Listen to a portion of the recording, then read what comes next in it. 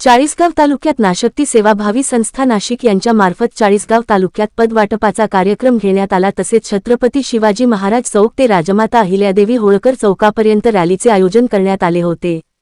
यावेळी नाथशक्ती संस्थेचे पदाधिकारी नाशिकसह तालुक्यातून मोठ्या प्रमाणात उपस्थिती होते।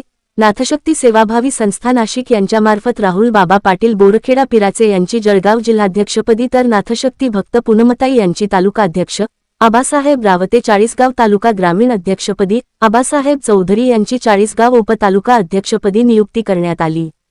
तसेच इतरही पदे वाटप करण्यात आली। या संस्थेमार्फत हिंदू धर्माचे रक्षण करण्यासाठी स्थापन करून धर्मरक्षणाचे कार्य आम्ही सर्व मिळून करू असे संस्थेचे पदाधिकारी यांनी यावेळी सांगण्यात आले।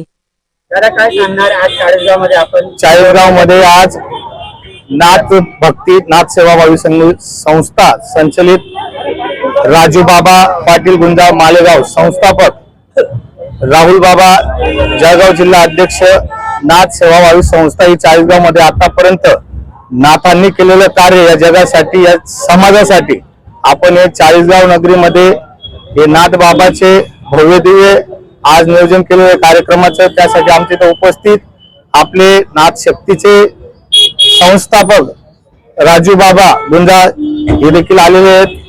आबाजी बर्डे त्याच्यानंतर तेजस महाराज संपर्क प्रमुख महाराष्ट्र राज्य नाथ सेवाभावी संस्था आणि आपल्या तालुक्यावरती आज आपण शहरीमध्ये आणि ग्रामीण मध्ये जे नाथ संप्रदायाचं पद वाटप करणार आहे त्यासाठी हा भव्य दिव्य रॅली आयोजित केलेली आहे।